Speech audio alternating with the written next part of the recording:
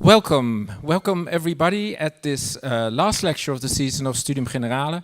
Usually we stop around May, beginning of May often, with the Schumann lecture for instance, but we have a very special guest. And that is because the Department of Knowledge Engineering is celebrating its 25th anniversary. Happy birthday to you, I see them sitting here. Anybody of the Department of Knowledge Engineering who was there 25 years ago? One, and he's sitting in the middle right here, Frank Thuisman. So congratulations especially to you. Because the Department of Knowledge Engineering is celebrating its 25th anniversary, they organized an interesting congress. They have invited very interesting guests, and one of them is here tonight for us to speak to you. So thank you very much, Department of Knowledge Engineering, to coming to us to have this opportunity to have this speaker here. We have some pictures, maybe you'll recognize him later on. It's not Putin, I can tell, it's one of the others on the pictures, but let me start introducing our guest, Andreas Weigend, by this picture. Anybody, any idea what this can be? Think of East Germany. That's where Andreas Weigend comes from, where he... You read part of the book, so you've seen the picture, right? Yes, the Stasi file. So the story about this is that my dad spent a few years in East Germany in prison because they thought he was an American spy. So what I talked about it this morning is that I'm interested in spying that has long roots. And after he died, I thought I would like to get his Stasi file. So I wrote the letter to the Gaukbehörde, and then I got a letter back a few months later saying, we are sorry, you know, your dad's file has been destroyed to protect the informants. But since you asked, here would be yours. And I was, you know, I was a grad student in '89. So when they started this, I was still an undergraduate. So it's interesting how much work they put in to actually collect data. And nowadays, what they wouldn't have gotten out of people under torture, we happily reveal on Facebook. Yes, and the question, of course, is that a good thing if you look at these documents and a Stasi regime using these data? So that's something that I think will come back in the talk. Andreas Weigend, very, very welcome. Thank you for being here at Studium Generale. His expertise is the future of big data, social mobile technologies, and consumer behavior. He studies people and the data they create. As Amazon chief scientist, he helped create the first data strategy and customer-centric culture at Amazon.com. I don't know if you have this Amazon. Oh, yeah. So this was your Amazon.com time. I do not know how the left picture was made. So I am clear, and I cross-checked. It is my teddy bear. So I still have the teddy bear. The teddy bear is 58 years old now. On the right, clearly is Jeff Bezos, and there's clearly my books in the background. And I don't know how the left picture happened. And the right picture I found in Business Insider, that somebody put on that picture. I forgot what the context was. So the teddy bear story, there must be a story there. I don't know the story, and unfortunately I couldn't find it on the web either. But that was for my... This is online somewhere. Online. You come across it and you have no idea how they made it and who made it and whatever. I have no idea. Your bookshelf, but your teddy. Google finds those things for you. Yes. They put him on Facebook. Yeah, there was no Facebook then. Okay. He teaches at Stanford University and UC Berkeley, directs the Social Data Lab, and speaks at corporate events and top conference, like the one tomorrow, of course, around the globe. He received his PhD in physics from Stanford University after studying in Germany and Cambridge, the UK, and he lives in San Francisco. And it says on your website, Shanghai. Yes, I'm selling my place. I am done with the Great Firewall and the difficulties there. So if somebody wants to buy my Shanghai condo, we should have a conversation. You're moving to Bangkok, right? Yeah. So traveling all over the world. And for the last 20 years, he has worked with global clients, including Alibaba, Best Buy, Goldman Sachs, Lufthansa, Saab, Singtel, Thomson Reuters, and the World Economic Forum, as well as with many successful and exciting startups. I don't know if this is a startup. Yes, so It is. that was my Christmas day in 2004. And, I look like one of the two guys on the picture, and the other guy is Jack Ma. And he hired me as his data coach. And it's fascinating how he at the time, didn't know anything about data. But he was listening. For instance, I explained to him the difference between a research programmer and a production engineer. If you get the wrong person, they will be very unhappy and quit before you know it. The other thing from that event, where we talked about the future of e-commerce, was I looked at the transcript the other day, that none of us in 2004 mentioned mobile. So sometimes it's amazing how you can totally miss things. The iPhone was only 3 years, away from that, and we did not mention mobile at all. And then what happened here? Because did you mention mobile? And that was the day after. It brings you to election. Putin. Yeah, He's not here, but the Russians won tonight, the first football match. So that was interesting, and the fact, if you think I photoshopped it, I must have done a good job, because if you Google Putin Weigend, you all know about fake news. If you Google, at least all the pictures come up. So that was the day after the election, and I was in the air. So I learned about it when I landed in Moscow, shocked like everybody else. The U.S. That was the handshake to the first American citizen after the election, and I had no idea about anything. And the other guy is Hermann Greff, who was his economics minister and the CEO of the largest bank. And during the meeting, Hermann left the room.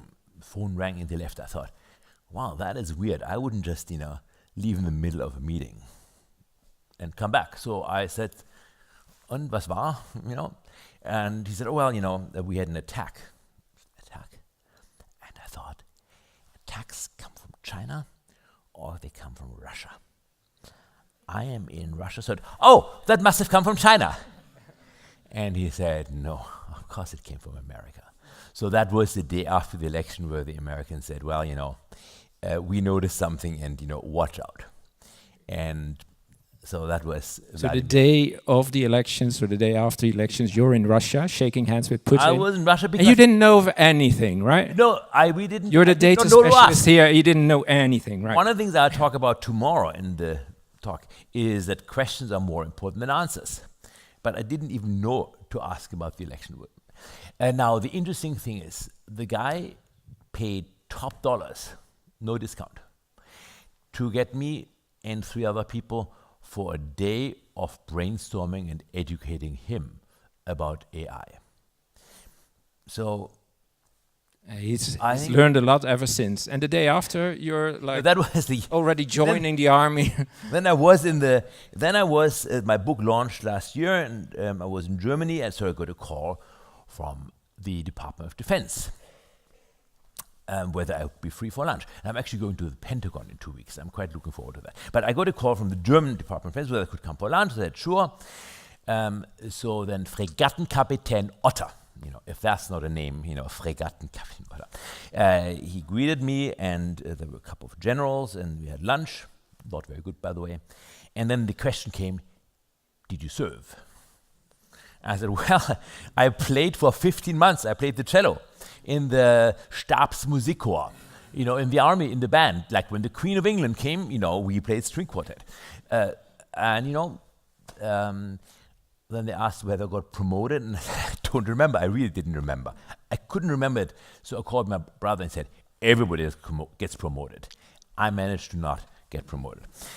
But that they didn't know, so now I'm a Oberstleutnant. I don't even know what that is in English. I'm now a 2-star officer because they figured if Putin hires me for top dogs, if they give me some rank, then maybe I can tell them some story as well. So that is a story about this me doing a workshop for, The saying is that you're always 7 handshakes away from important people like Putin. I'm only 1 handshake away now. So if you are interested in being 1 handshake away of a lot of famous people, even Angela Merkel is going to ask for your advice. She reached Do the handshake with Andreas Weigend. Yeah. All right. Please welcome him. This here for his speech on Data for the People. Data for the People. Andreas Go to the Weigend. next slide. So I will. Okay. So I think it was actually a super good idea of the lady I worked with in the preparation for this, that this talk, Data for the People, focuses on general things, on society, how data influences pretty much the world we live in, and at the end, what we can do. And I call it data literacy or digital literacy. What here our opportunities, our tasks are as students, as faculty, as guests here at the university to help actually move the world in the right direction. Data for the people, not data against the people, which I have some examples for. Tomorrow in the department, my talk is called People for the Data, where I talk about what it was like to work at Amazon, what it is like to be a data scientist, what the education for the specific people should be. So I love those 2 aspects rather than packing them all in one talk, to have the opportunity to today talk about data for the people. And I will do this in 3 parts. In my first part, I'm talking about data and privacy. In the second part, I talk about what I call social data revolution. And the third part, I talk about digital literacy. So I'm a physicist by training.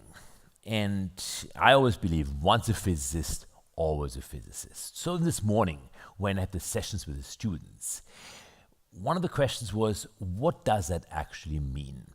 And I didn't give a particularly good answer because I really hadn't thought about it well. But I had a half day to think about it. So I want to start with an example. And that is exponential processes. Some people actually call it exponential technologies because the world we live in, linear things are often eclipsed by exponential things or processes. So let me explain this to you who might not have the background. And the example which I always give is that of rabbits. So let's start with 2 rabbits, because starting with 1 rabbit is not going to us anywhere. But if you start with 2 rabbits, a rabbit boy and a rabbit girl, then about a month later, on average, they double. It takes about a month for little baby rabbits to come, and on average, each one has 1 offspring. So after 1 month, you have 4, and then after 2 months, you have 8. So you see this doubling, and after a year, you have 1,000 rabbits. That is pretty amazing how out of these 2 rabbits, after 1 year, you have a whole rabbit farm. I mean, 1,000 is quite a bit. I mean, many more people than we have in this room. I mean, rabbits, of course. So after 2 years, you have 1 million, if you assume that they don't die, for simplicity here. I actually don't know how long rabbits live, but probably more than a couple of years. So that at each point in time, the number of offsprings is proportional to how many living rabbits there are. That is the nature of an exponential process. But you didn't invite me to talk about rabbits. You invited me to talk about data. So, funnily enough, the same exponential growth also holds for data. Now, an exponential function is characterized by one thing, namely the time of doubling. So for rabbits, it was a month. For data, it's roughly 1.5 years. Interesting enough, that is the same time constant, the doubling time constant, as we have for Moore's law describing processors. The number of transistors doubles every 1.5 years. The number of storage doubles 1.5 years. So all these things have this Moore's law constant, which goes back, some people say, to the 60s. So that is pretty amazing to have something that is an exponential process. And of course, this is just counting the data in terms of bytes and bits. If you count in terms of pictures or videos, then you have a different time, because we can only take that many pictures a day. By the way, how many pictures are taken a day? I don't know. But another way how physicists argue is that they argue orders of magnitude. So what I do know is that there's roughly 1 billion people in the world. So I would say, on average, a person takes a picture a day. I mean, some people take less, some people take more, but it is more than 1/10 of a picture and probably less than 10 pictures a person a day. So the answer would be, hey, how many pictures are taken a day? Roughly 1 billion.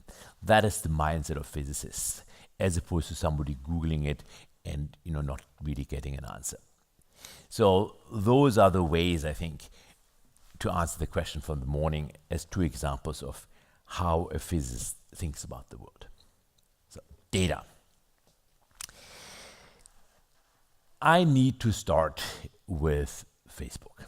And last Tuesday, not that long ago, I was visiting a friend of mine at Facebook, and she's in building 23. So I checked in, and check-in is always interesting, because Facebook totally knows who I am. I mean, the face recognition is not that difficult. White glasses, guy, they know where my phone is. But they insist on a government-issued ID when you check in. So that means they don't really trust their own data. I mean, my lame California driver's license, I mean, you can buy that on the dark web for, $20. But my Facebook ID with the data from 10 years, there's no way you can fake that. So that's interesting, that they trust the government-issued ID more than their own software. Anyways, so building 23, and my friend said, oh, Andreas, here is the integrity group. And I asked him, so what is integrity for Facebook? Because I was not happy to hear things over the last few months. I think nobody was. And integrity for us means that we can find fake news. That's it. So for me, the big disappointment of the last months in Facebook was not the data business. It was that it is a lack of people doing what they're saying. And day after day, things coming out.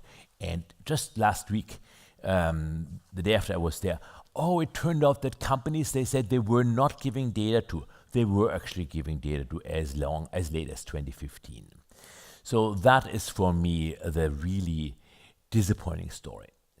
I've heard the rumor that Mark might be tried for perjury, which is lying under oath. And if you think, there are good precedences for that. In the 1990s, several tobacco CEOs all said, that thing about addiction is not true, but they knew better. So they lied under oath. In the 2000s, you probably know the Enron examples. 2017, last year, the American head of Volkswagen, he is in prison right now for the diesel scandal because he knew, and he's serving 7 years in prison.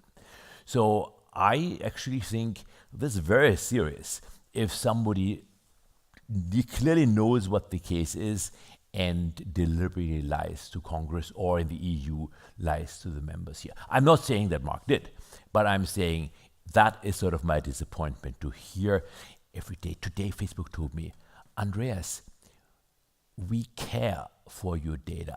And I think, please leave me in peace. Don't show me lies.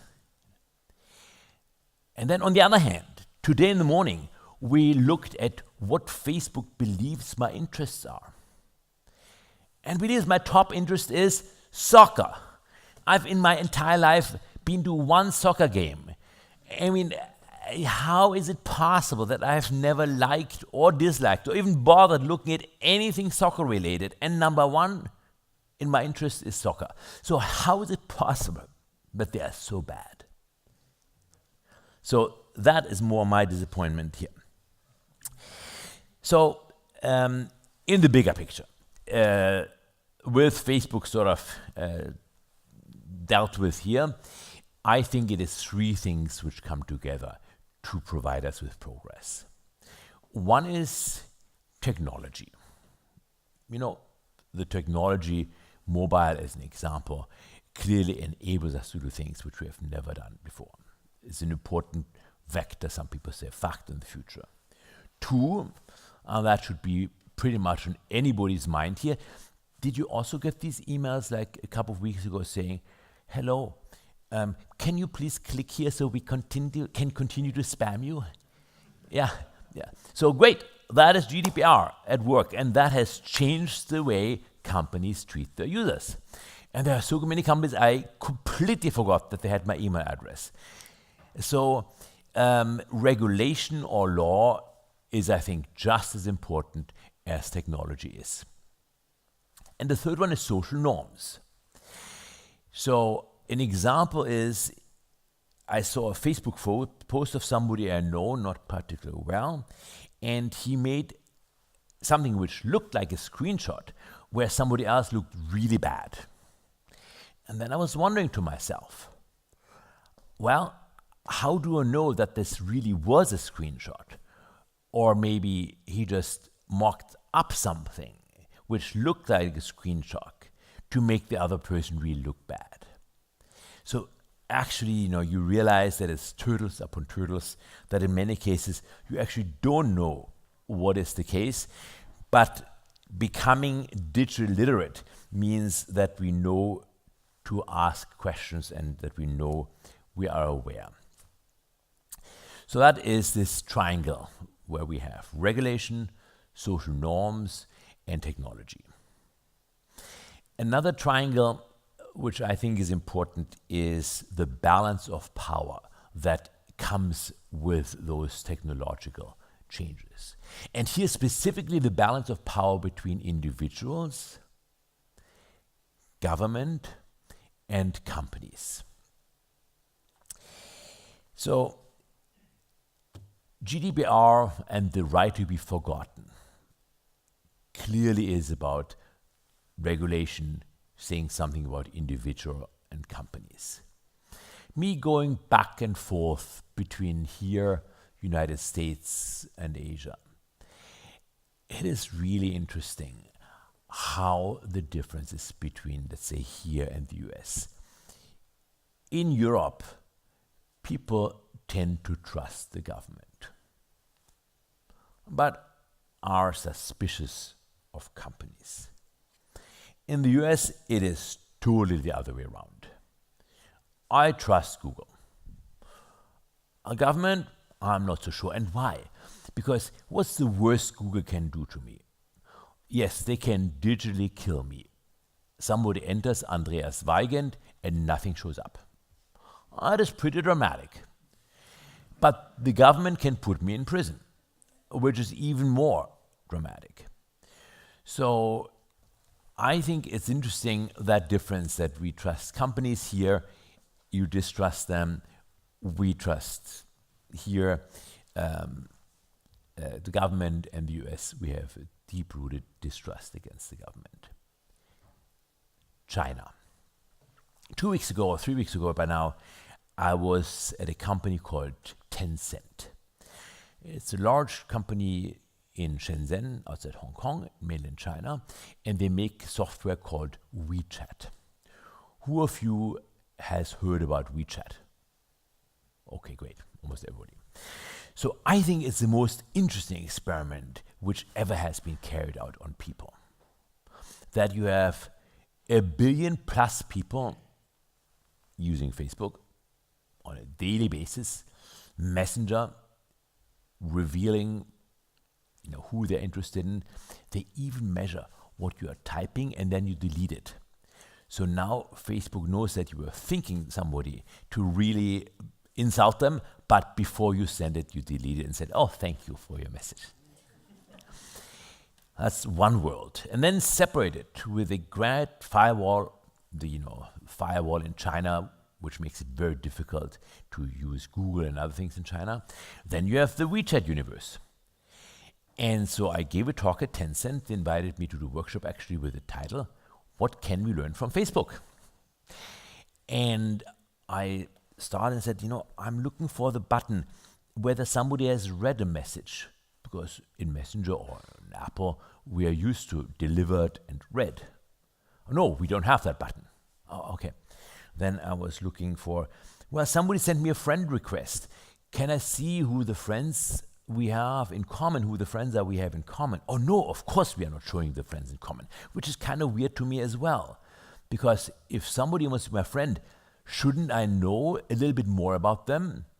And then I clicked at the WeChat profile of the host who invited me, and it said a city. It said Honolulu, Hawaii. I said, wow, you're clearly lying. And he said, oh no, it doesn't mean the city you are in. It's maybe the city I would like to think about taking a vacation. So, it is just so interesting. And then pushing it one step further, I was going to look up actually that picture of Jack Ma and me, and it said, not found. And I said, wow, don't we have a right to be remembered? Don't you have some responsibility to keep my data? I trust you that you keep my data. And they said, what are you talking about? And they explained to me how what happened at Facebook could not have happened at WeChat. And Chinese culture, the way I see it, based on Taobao, Alibaba, WeChat, is built on the absence of trust. So here we trust the government. In the US, we trust companies. Chinese, maybe the Cultural Revolution, I don't know what really gets us to that point. No trust. So the reason eBay failed in China was that people trusted, but they were brutally taken to the cleaners. So WeChat also does not trust the government. So what Dawson Tang said, look, Andreas, do we want to get daily phone calls by Xi Jinping and saying, oh, we would like to get the record of that person? No. So what we do is, the moment you download a message, it's gone.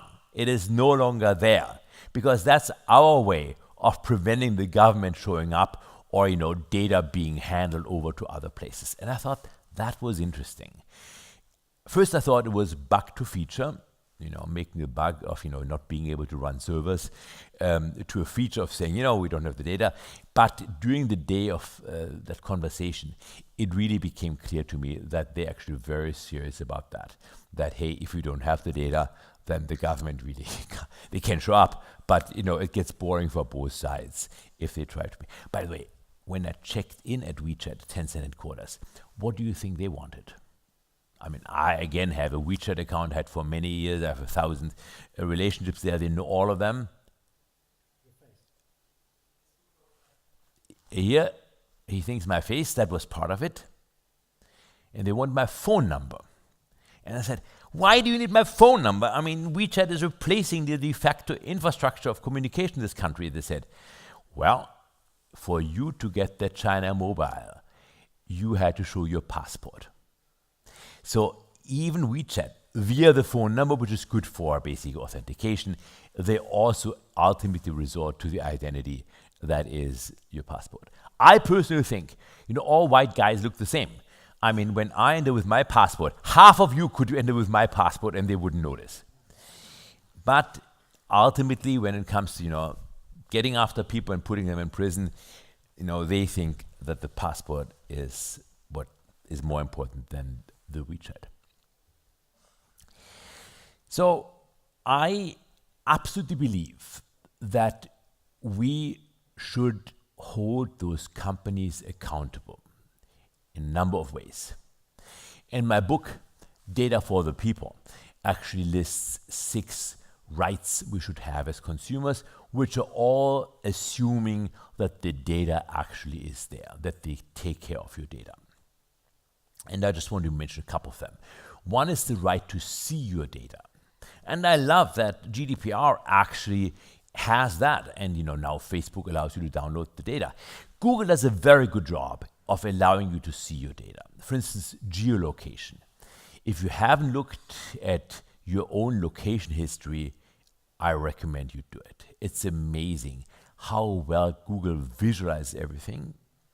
You can go back years and want to know how many minutes do I spend at that restaurant or massage parlor or whatever. And it's, of course, highly, highly sensitive.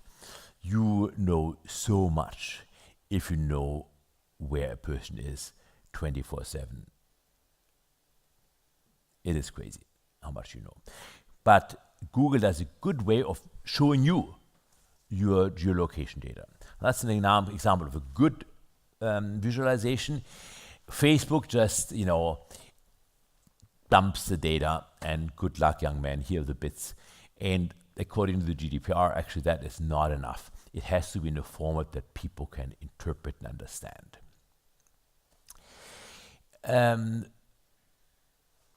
There's right to inspect the refineries. That I would like to know, how secure are my data there? Security, unlikely events. And I also want to know how efficient are they with using my data? Meaning, every time there is a query, do they just send over the entire record they have about me, or do they really only give the data that is necessary? So for example, I don't have a German ID card anymore, but the new ID cards, apparently, when you want to buy cigarettes, you have to be, I think, 18 or 16 to buy cigarettes. So you insert the ID card, and they don't read out your name because they don't know you need to know your name. All they need to know is the person who owns this ID card above 16 or below 16. So that is the way it should be, that you only get the information which you need to make the decision you need to make, but don't collect more information. In contrast, of course, Facebook collects all kinds of things just in case it might be useful someday. And I want you to be sort of aware of that principle, that you should design the system that only the information you really need gets passed on. That's sort of a data efficiency, is a characterization of my right to inspect the refineries, of making a decision whether I take my data to that data refinery or to that data refiner. By the way, data refinery for me means a factory which you give data, and they mix your data with the data of other people to usually help you make a better decision. Google is a perfect example. You enter a query, and they give you something back which helps you to figure out where to have dinner or which flight to book. So those are the two rights we should have for our data: to see our data, and the second one is to inspect the refineries. Now, what is the value of data? Any idea? What's the value of data? How do you determine the value of data?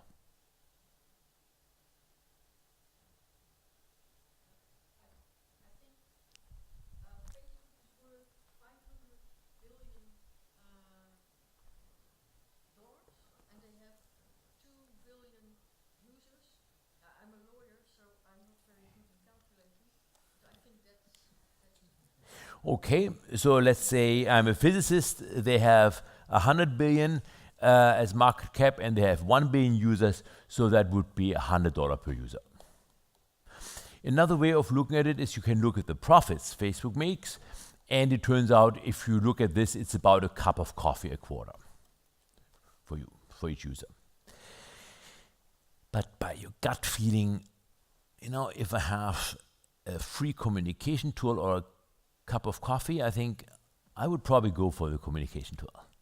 So maybe there's another way of thinking about the value of data besides market cap or profits divided by the number of users. Any other idea?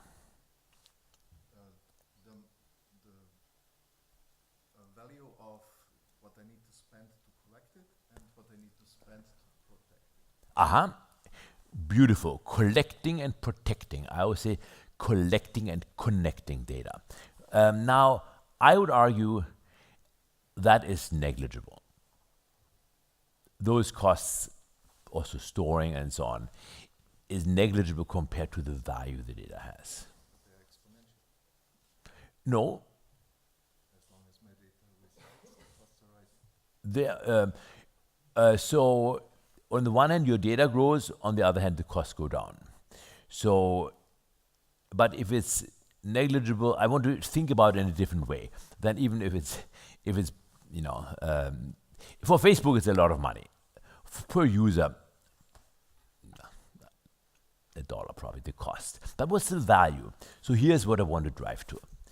The value of data is a decision that data impacts.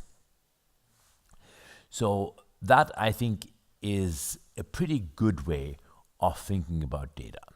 That if no decision depends on it, then good luck in getting somebody to pay you for it. If, on the other hand, decisions depend on it, the classic case, of course, being ads, which you are shown, then you can get people to pay you something for it. And equally well, if I ask you for, you know, the way to my hotel, and it's late at night and I had a beer too many, then, you know, if you are telling me it's over there, that is valuable for me because my decision to walk left versus to walk right depends on it. If I just ask you, you know, a name of a hotel and I have no intention to do anything with it, then, you know, value is pretty small. Thinking about that story about the light. When I was an undergraduate, I learned about a good story which I just want to tell you. In the evening, a man is on the street looking for the key for his car. So, in Holland, it's probably his bicycle. But I mean, the way I learned was he's looking for the car key. So some other guy comes and, you know, the guy is drunk, the other guy too, and says, "What are you doing?"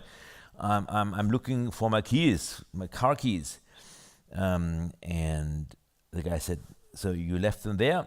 He said, "No, I left them over there." "Why are you looking here?" "Because that's where the light is." So in many cases, I think if we don't start with a question, but we start with the data, we are precisely in that mindset that we are looking, you know, where the light is, as opposed to we're looking for getting answers to our questions. So we have the 2 rights to see, and then we have 4 rights to act, because acting, making decisions, is really what the value of data is.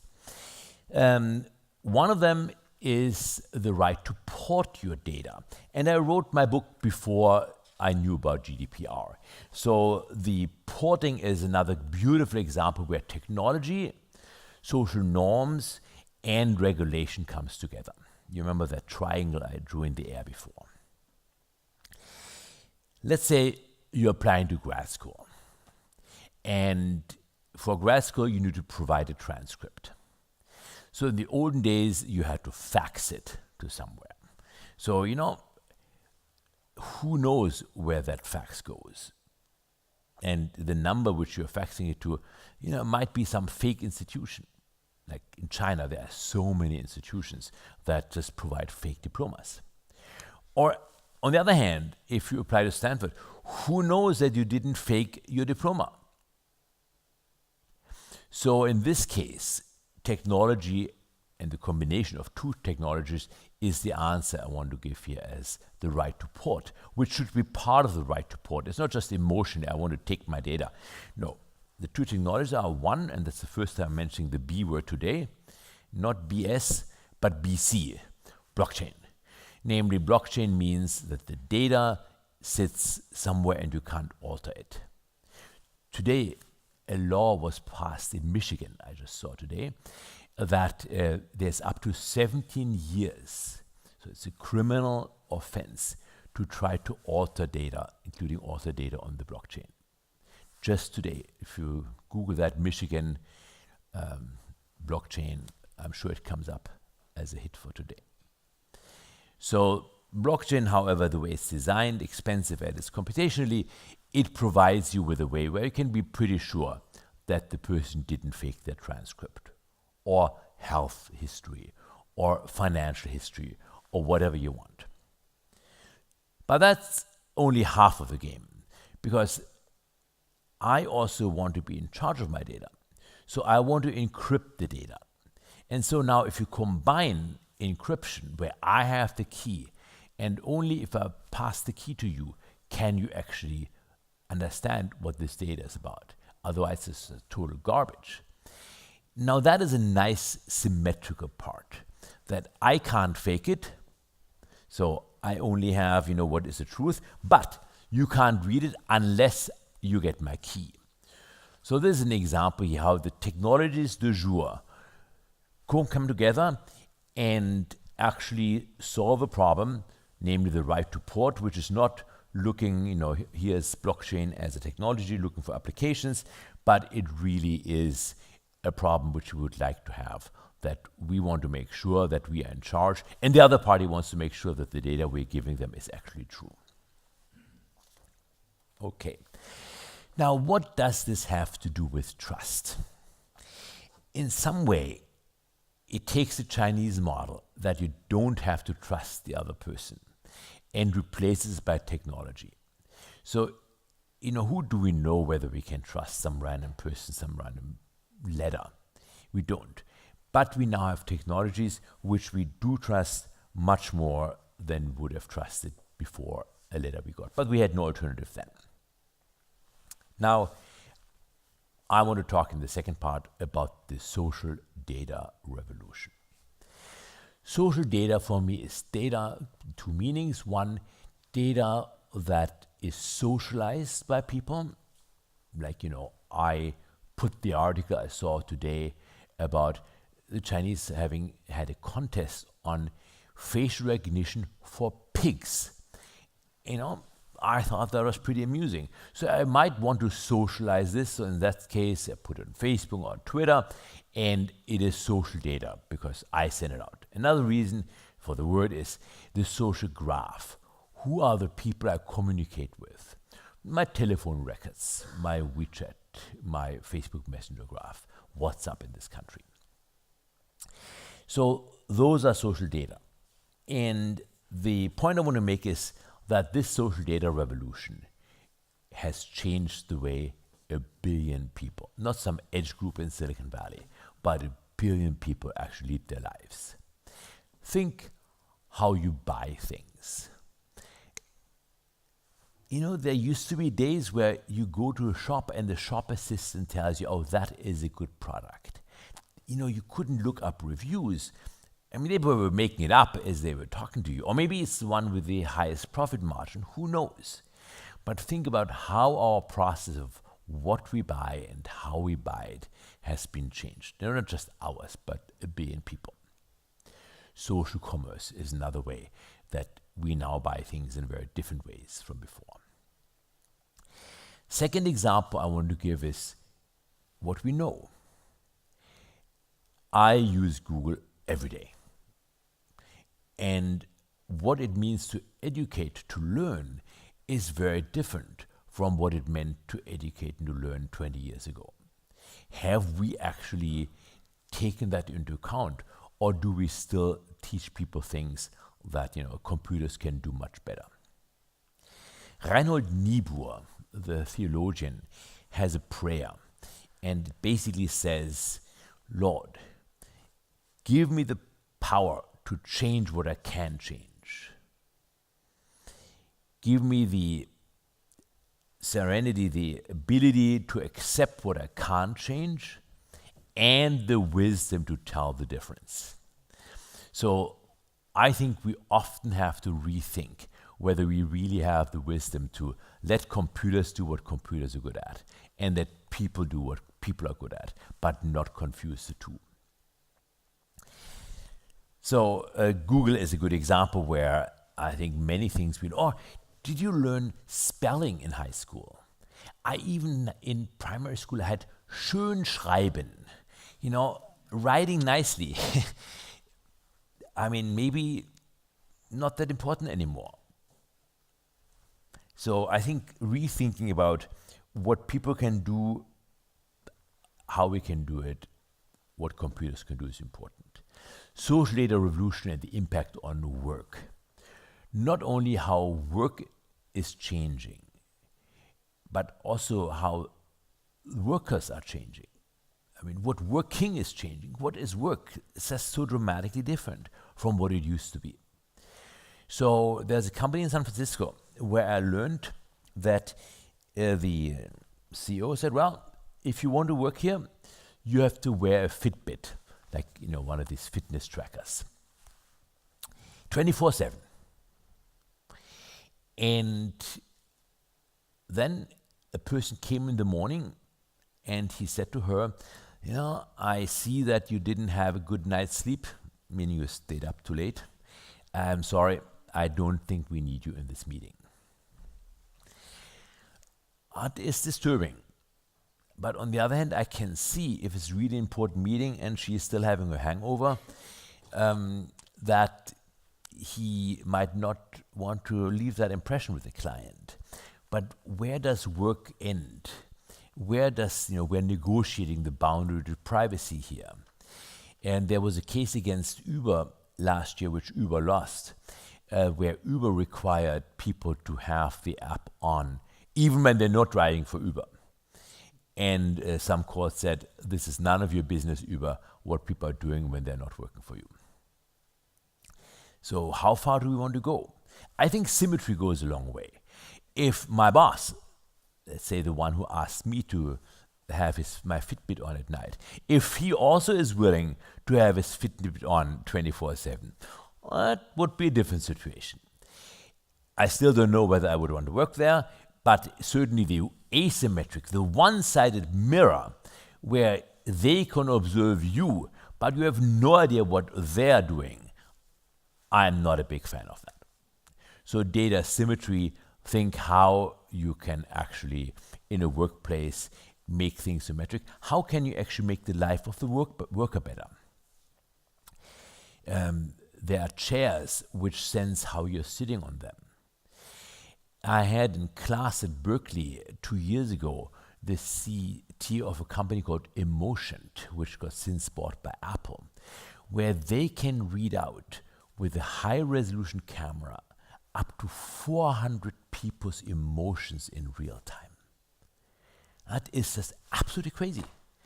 That, you know, the camera sitting there innocently, they know that people over there on the right, they are dozing off. Whereas people on the left there, they're still on the ball. So maybe I should pay more attention to the people at the right here. And they give me that feedback. So they analyzed the video where I was talking to the dean. The dean came to class. I deleted that part of the emotion analysis. So these are examples for work. Another example is insurance.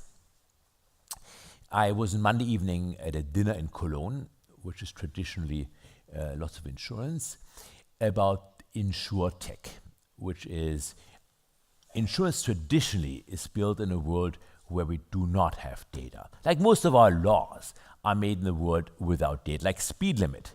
The speed limit is 50 kilometers per hour in a village. You know, it doesn't depend on whether it's raining and dark, and again, I had a beer, or whether, you know, it's morning, bright sun out, it's the same speed limit. How is that possible? With 50 kilometers at night, you know, it's way too fast. During the day, maybe it could be more than that. But they are made in a time when we didn't have the data. So insurance. Every child born in China now has its DNA sequenced.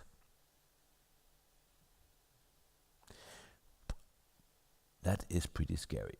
Or is it amazing? Is that a dystopian future? Think about all these paternity cases. You know, we don't even want to think about it. Or is it a utopian future? Think about the process in medicine, the progress in medicine that we are making. Because we now, you know, have the DNA, we don't know how it goes. The decisions we need to make hopefully in a democratic way, about what we want and how we want it. So that is an example of the social data revolution. We talked about work. Now we are talking about insurance. We can talk about health. I think we can talk virtually about every sector of the society and of the economy and look at how that is changing. And not just changing by a little bit, but dramatically changing. So should we insure people based on things they are really not responsible for their DNA? If we just optimize the profit of a company, then that seems to be the right thing to do. But, and I think again I applaud the EU for that, where gender, for instance, can't be used to determine insurance premium. Because we still live in a world with lots of gender discrimination, gender gapping, good example, in terms of pay. And by saying you cannot look at the data, you make a point. But then, if somebody is called John, I'm not looking at the gender. It just turns out that Johns tend to live shorter than Johannas. So how do you force companies to actually not indirectly look at gender, just by looking at first names? A US example which was outlawed was using zip code, like the postal code of where you live, for car insurance. On the one hand, it makes total sense that if your car is in some poor area where people break in every other day, that you have to pay a higher premium for your car than if you live in a ritzy neighborhood. But it turns out that this unfortunately is correlated with race. So what you effectively were doing was charging African Americans much more than you charge white people. And the government said, we don't want that implicit discrimination. Even if it makes sense from the predictive model, we believe that this should not be the case. Actually, since I live in San Francisco, I'm very excited that last week were the midterm elections, that an African-American woman is now the new mayor of San Francisco. There is progress, maybe not a big deal for Holland, but for the United States, this is actually, I think, pretty cool. I mean, we're not talking about Trump. You take the little things you can get. I want to end with another loop which brings back China and brings back the concept which we had at the beginning, namely of exponential. So we all are reading and thinking about AI. So I should say I did my PhD actually at Stanford on neural networks in '91, which some people think is an important technology to learn from data. It was the first thesis which did predictive models with neural nets, and I just got lucky because my PhD advisor thought that was a cool topic. I had no idea about any of that. So the amount of computation used, typically you measure how many operations are done per second, for instance. That's a pretty robust measure. How many operations does the computer do? The Moore's law is, and I just remind you of that things double every 1.5 years or 18 months.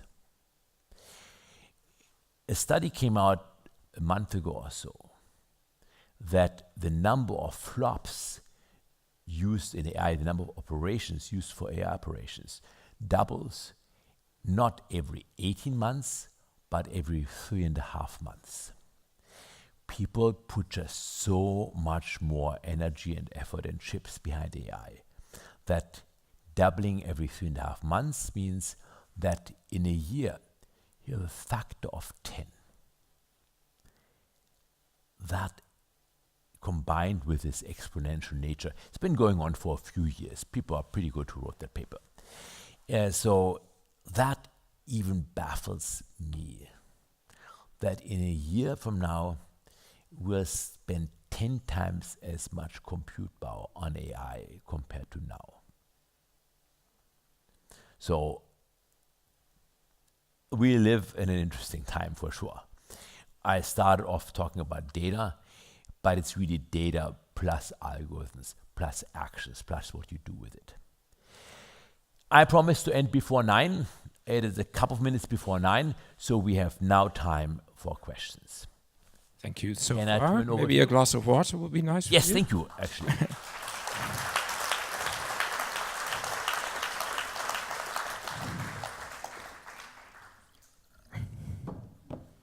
Cheers. Cheers. Prost. So I noticed this quote on your website saying, "Big data is here to stay. Now it's time to be empowered by it." Yeah. How do we do that? Data literacy, I think, is the most important. Understanding what the consequences are of sharing data. My position is that we cannot fight the battle about creating data. So we create data just by breathing. I mean, face recognition is a perfect example. I just learned from a Japanese research paper that if I'm waving my hand like this, cameras are good enough to get my fingerprint read out. And that means if I go to SFO, the airport in San Francisco, by the way, we don't show passports anymore. I just put 2 fingers down, and for some reason the fingers didn't work on Sunday, so they did a retina scan. And then my picture comes up and saying, "Are you on this flight?" And I'm just amazed. So how, physical properties change. So understanding, here's one example. Again in the news today, this old topic of people at the FBI wanting a backdoor into encryption like iPhone. Just not understanding that if you have a backdoor for the FBI, there will be some criminals who are at least as good as the FBI. By the way, the FBI couldn't even figure out how many phones they had last year waiting to be unlocked. So, just as, getting the standard right. So people should just simply learn that they can't ask for things which don't make sense. And for us, it means, when I take a taxi and the driver says, "Where are we going?" And I tell him, "Oh, that's none of your business. That's my private information." That ride isn't going far. So for me, being empowered is to resist companies that they want to have information about you which they don't need, but also to know when they do need something, why you're giving it. So final sentence here is, which I'll talk about tomorrow, is when you have a startup or when you have a company, you should be very clear that the user understands how his or her world will be better by giving you truthful data. When British Airways asked me in order to access something, what's the email address? Of course, it's a@b.com. Because that's the minimum parsing they do. If there's a com at the end, if it's an @ sign, it's a legal email address. Why would I give them my? But on the other hand, if I want something from them, then of course I give them the right address. So that is sort of being empowered, also empowered to say no if it's not in my benefit, but in the benefit of the chief marketing officer or someone. Questions from the audience? And introduce yourself. Toby Walsh. Isn't the worrying conclusion from the fact that the compute power going into AI systems doubling every 3 months, that power will be concentrated in the hands of the few that have the compute power? And then yes. secondly, that we'll run into technological limits. So we used to say data is the new oil. And I actually said this myself at a talk I was invited to give to the General Assembly of the United Nations like 8 years ago. But many people said it before me, as I found out after the fact when I looked it up. Now, oil is a zero-sum game. If I have it, you don't have it. If you have it, I don't have it. And the point I made about data is always that data is not a win-lose game, but data can be a win-win game. If I share my data with you and you share data with me, that's an example for data refinery, we are both better off. But when it comes to compute power, then we suddenly are back, not data as the new soil, where many things can blossom without getting used up, but we are sort of back to the data is the old oil, or data needs a lot of oil for being processed. Another article today, I don't read actually news much, I just said like half an hour today when I was in a cafe and only hit my iPhone, was that there is an article that China is effectively manipulating Bitcoin prices because they have so much power, or so cheap power, that they can actually, get this done, which we wouldn't be able to get done here. So it is also an energy game that we talked about yesterday, that Ireland use as much energy as the Bitcoin miners do. The country of Ireland use as much energy as people use to create Bitcoin, to mine Bitcoin. It's pretty crazy. Does bring us back to the question of trust, I think. How can we trust companies like that? I mean, where is the power indeed? And how can we empower ourselves if we have the feeling that we cannot have the power to change things? So when we talk power here, we mean we mean electricity, which is different from the other power, which is that the rich get richer. It is more and more difficult to compete with Google about data. No startup has a chance compared to what Google has amassed over the years. Very tricky. Yeah. So power as in the power of data. There is one answer to that. There's one natural answer, right? It To the fact that Google is uncompetitive because no one can compete because they don't have the data. Yep. They don't have the compute power to compete about it. So we had this before in the Industrial Revolution. We had this with Standard Oil. Oh, with Standard Oil, big oil. Standard Oil was broken up. I didn't know. Standard Oil had 98% of the world's oil refinery at one point. I mean, we had with AT&T United States. And then you had big telecom and with the airlines. All of these markets stop being competitive at some point because they become monopolistic. But the big problem is that if you break up Google, then the United States loses one of its main assets. Oh, but it's easy to break up Google. They've already defined how you could do it.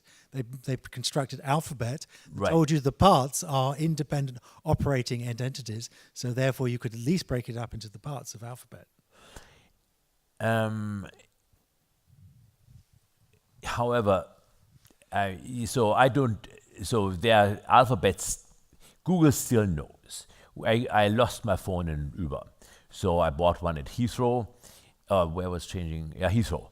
And then, you log in, Andreas, Weigend at gmail.com, and within minutes, everything is there. They know your search history. And so it is pretty unified as user experience. And I'm actually happy that way, that I don't have to rebuild every single thing but my Gmail. Instead, just giving Google the one thing. So the breakup is maybe the self-driving cars and labs and stuff like this. But for search, email, the stuff we think about when we think about Google Ads, there's no breaking up there. Okay. Ads is a one-trick pony. Everything is run on ads. So they can't break that up. Let's move to another question here. Yeah. Yes? Hello, thank you very much for your talk. My name is Moritz. I'm a student here and also at the Luxus study at UC Berkeley. Yeah. Yes. And my question for you would be, do you think Facebook would be a viable business model if they treat data responsibly? And what would be the incentives basically to do so for companies? The answer is yes. Like Google treats data responsibly, it's a valuable business model. And as I said, the problem I have with Facebook is the lack of integrity. That is, I think, just unacceptable. And I don't know whether they're lying to themselves or whether they're just lying to us. But I mean, I was told today that they care about me. So, the alternative and many people have proposed this, is how much money are paying you for your mobile phone bill a month? 50 euros or 15. Oh, that's a good deal. I mean, I think most of us pay more than that. But, I mean, what percentage of that would you be willing to pay for communication infrastructure, for Messenger? I think probably 10% of my telco bill. So in your case, still $1.50 or €1.50. So it's more than 1%, less than 50%, something like order of 10%, I think, which is, I think, on average, if Facebook has 10% of the communication charges in the world in their pocket, they are not a poor company. So it maybe is the mindset that we think, what is our attention worth? And as I said before, if they only were better than showing me soccer ads, and did I mention they told me they care? At Facebook, they care for me. If they only were better than that, I think it would be a better experience. But I don't know how the ads are for you. In my case, the ads are pretty pathetically bad for a company which knows so much about me. They should do a better job. There's one in the back trying to reach you. Maybe somebody can hand on the microphone. So thank you for the talk, Christopher Monchan from the Faculty of Law from the Center for Privacy and Cybersecurity. Great. So my question concerns the big promise of blockchain-based personal data management platforms. And you see a lot of startups that are touting sovereign identity solutions and so on. And I personally have my gripes with it from a legal perspective, but also from a technical perspective, because they assume that there's a clear data ownership model, which from the technical side might work, but from the legal side, especially looking at GDPR and these kind of laws, I don't believe that this is the model that the law really gives people, the power that is vested in people, because it's always a balance. So who should know what?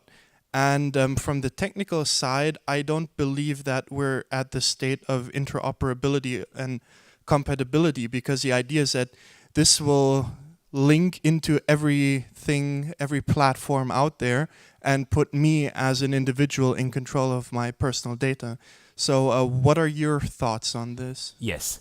So the first one is that the notion of ownership, which comes from the physical world. In German, I assume the same is true in Holland. You have Besitz und Eigentum. So there's reasons why things are the way they are, and very smart people have thought about this for hundreds of years.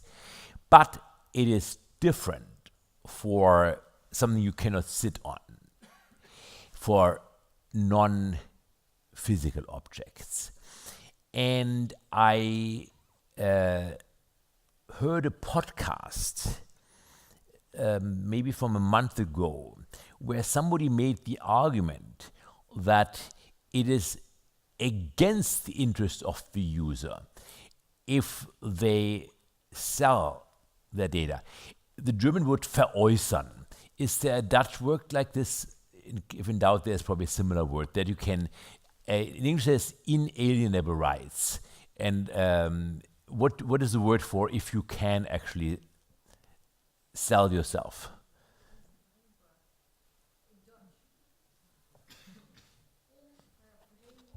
Unverbringbar. That sounds like the right word. So that is what the person said. Your data should be unverbringbar.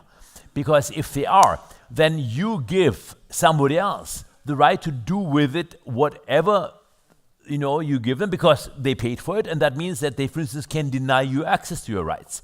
So it is sort of the same level as human rights, that there are some things which you are just simply not allowed to sell. So there is an argument that it's actually bad for the people if they have ways of selling their data, if it's done in the way physical objects are sold. Not an expert on this, but I thought it was an interesting argument. What my argument is in the book is that in many cases, data are actually jointly produced.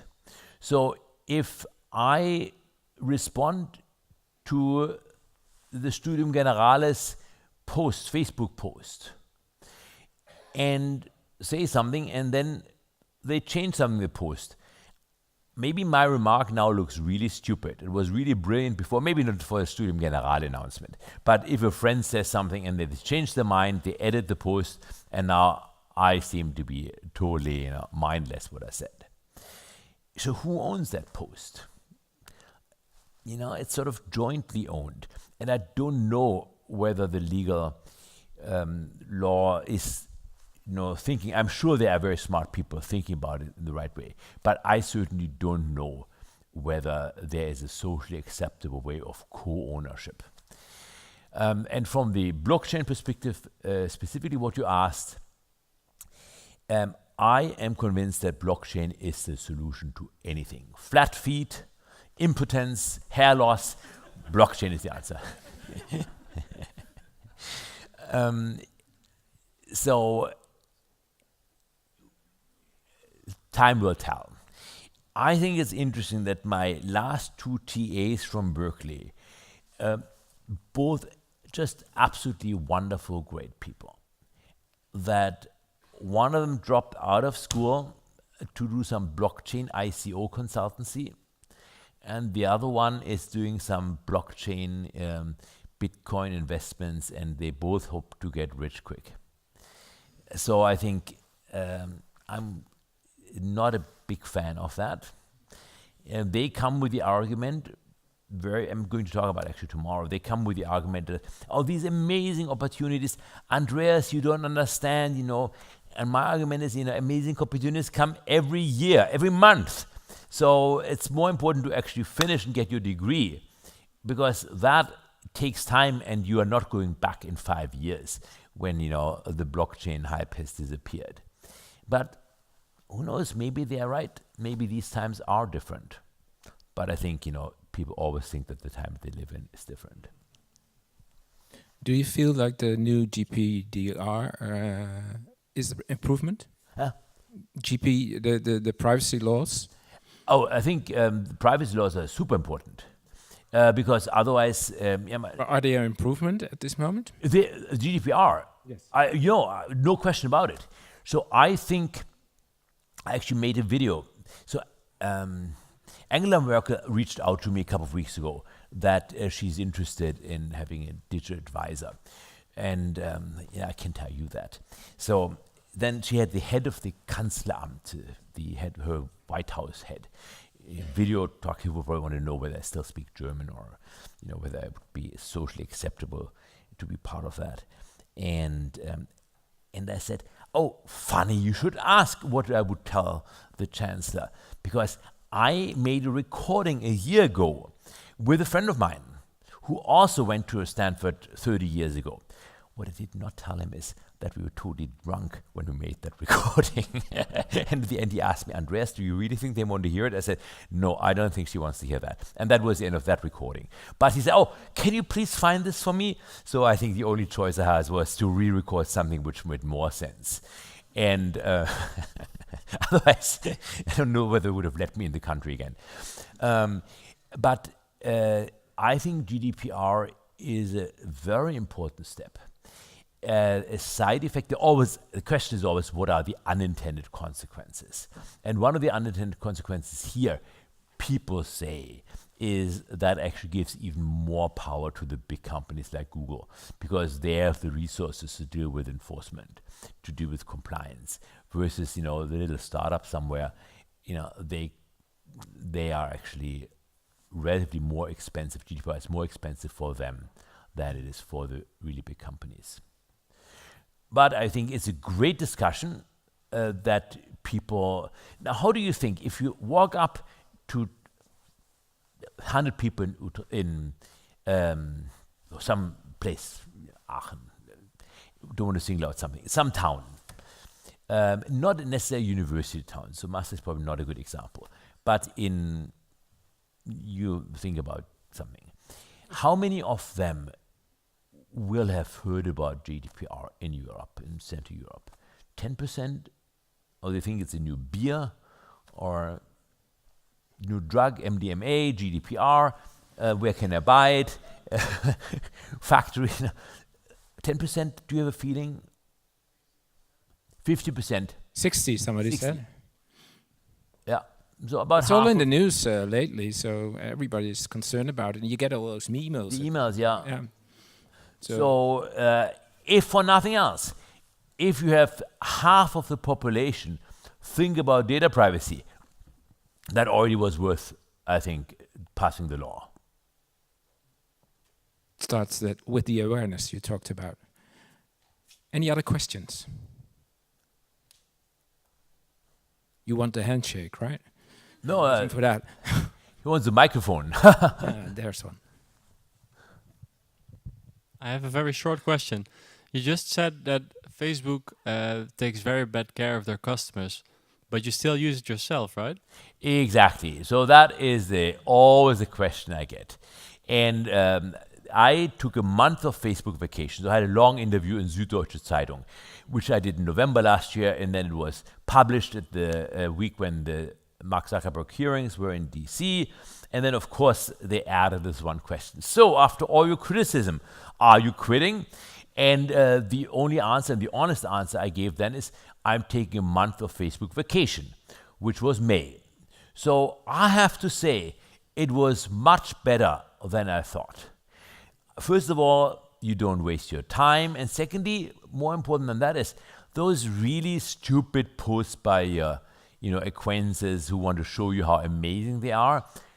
And now your life is not, your happiness is not increasing. Your life is not getting better by, spending 10, 20 minutes a day getting annoyed about your acquaintances.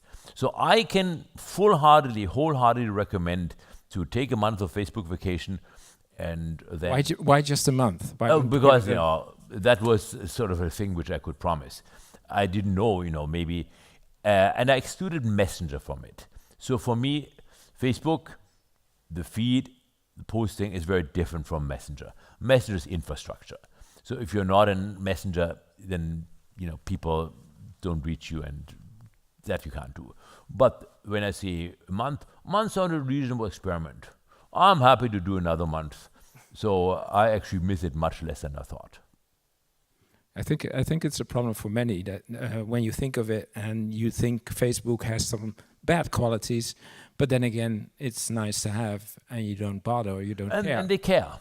I mean, they care. Oh, that's true. Yeah, they care. Yes. Any other?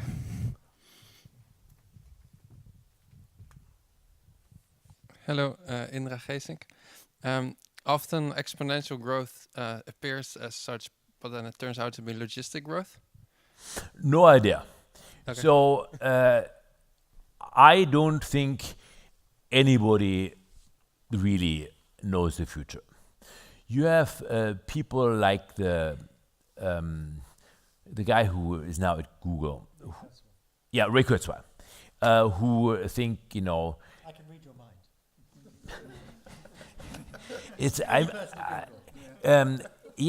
I always don't think about his name. So Ray, he just says, there are few people like that exponential growth will go on forever. And then the other people, like on the other side, Club of Rome, when I was in college, was sort of the big problems. And, they were not the case. So I don't think anybody really knows. As I said, with a factor of 10 a year, I think this is just really way beyond what anybody can comprehend. 2-3 years in the future, I mean, factor of 1,000. I'm not smart enough for that. Do you have a positive view on how it's going to be? Because you ask for more transparency, more democracy. Yeah. That's more data for the people, the data people themselves. Are you optimistic? I think it's up to us whether we create a future which we want to live in, where we question the people who have questionable practices, whether we help, how we can help. For me, the opportunity is now with Angela Merkel to try to influence her a bit. It could be the kid on the bus that you discuss privacy with him as he is on Facebook missing his stop. Actually, I was the other day, I was on the phone with my TA and I was so concentrated on the conversation that I missed the last San Francisco exit. I was driving up from Stanford and I find myself on the Bay Bridge. You know, like if the kid in the bus is really immersed in his or her Facebook, then have a conversation with them. I think it's us to, in a democratic society, to form an opinion and to influence the people who we vote for. I think this is the way which we should take seriously. You know, in a few years, you will be the ones who make the decisions, who your students now. So there's no them out there who will do it. I mean, they will be students now, the people who make decisions 10, 20 years from now. What do you say to people the people in Silicon Valley now who are saying it's as addictive as tobacco and needs to be, I mean... Is people in Silicon Valley, say again? It's as addictive as tobacco. Oh, yes. And we will look back in the future and think that we should have regulated it like we should have regulated tobacco quicker. So that we'll be talking about this tomorrow. The notion of a fitness function that basically China is ahead of us when it comes to the fitness function for society. They have created an equation for citizens. And my score is not very high, I think 539 out of 800. Equation for people, which they call their Sesame score. And an amazing number of things depend on it. What school your child can go to. If your Sesame score is too low, that school isn't happening. Of course, what job you can have. If it's really low, you cannot even take the high-speed train anymore.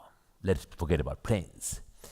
So they have created an equation with many terms. For instance, children, according to Chinese law, which an interpreter translated for me because I couldn't believe it, are legally obliged to visit their parents.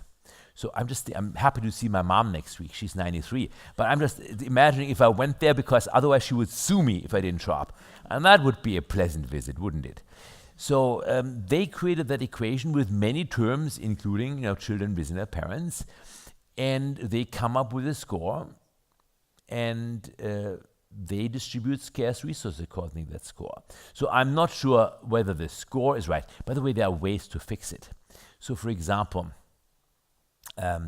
if Rob and I are friends and Rob makes a post which really the government doesn't like, then they come to me and said, well, why don't you have a conversation with your friend Rob? Andreas, I'm sorry, your score also went down by 10%. But if you have that conversation with Rob, then, your score could be reconciliated. Not making it up. Another company called CashBus in China, startup which gives loans to people. And in order to get it, you have to give them access to your WeChat friends. So if you miss a payment, all your friends get messages. Andreas missed his payment. Have a word with him.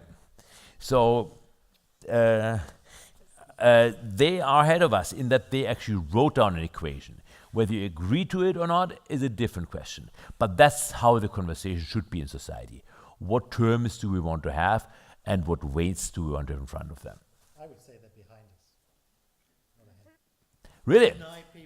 To deny children the right to go to a good school because their parents messed up. But you would... Is denying people the greatest social level. I know, but there are scarce resources. It's a scarce resource, but those people... How do you those children deserve access to education. So, education would flipping a coin be better? And I would argue flipping a coin was done in a world where we didn't have data.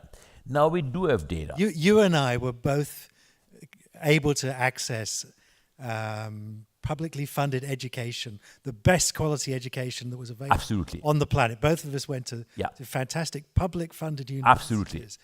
And it wasn't a question of what our parents did. In fact, Absolutely. My father didn't have any qualifications. My mother didn't have any qualifications at all. But I was given the ability to have the best quality education. And so to go to a system where children are denied access to education because of the mistakes of their parents. Good point. Which maybe they absolutely. I completely agree with you. I didn't get it. Not advancing society is regressing society. Very good point. However, the notion of having an equation. A guest tomorrow also speaking at the Congress. The notion of actually having conversation about what should matter and what the consequence should be. I think that's a better discussion to have than not have. A final question here. Okay, you just said that students are the future, and of course they are the futures, and they will take the decisions. But what will happen with elections to prevent them that they won't be manipulated? Pretty soon we have elections in Turkey. I know. So and Erdogan was in a meeting in an AK in his party. And he says, okay, there are the Kurds, where they vote, take care of it. So students will take decisions. Half a year before the last US presidential election, I spoke at Berkeley at the summit. And I said, I think we should do away with democracy. Because democracy is such, and as I said, half a year before the Trump election, because democracy is just, elections, is just a random thing, if it rains, if the weather is bad, the turnout is less, and so on and so forth. I think we should have those put the government into place who know us best. And who knows us better than Facebook and Google? So let them put the government into place. It's an idea. Who knows how it's going to work? I want to thank you. I want to thank you for coming. I want to thank you for talking with me without getting a message about my debts. And I do want to do the handshake. And yes. And not just because this is the hand that's going to shake Angela Merkel. Because it's Putin. The handshake is a warm gesture, a human gesture, not some digital thing. To thank you warmly for being here and doing this talk. If people still have questions, want to ask them personally, he's going to stick around a little bit. As long as people want to talk to me. Right. I hope to see you back. I thank the Department of Knowledge Engineering again, University of Maastricht, of course. Studium Generale starts again with the PAS Festival. We open with a very nice festival where there's lots of lectures, but also lots of good music in the old buildings here, but also the others of the University of Maastricht on 7 and 8 September. A real festival to start the season and to start your study. Thank you very much. Thank you, Andreas. Thank you again.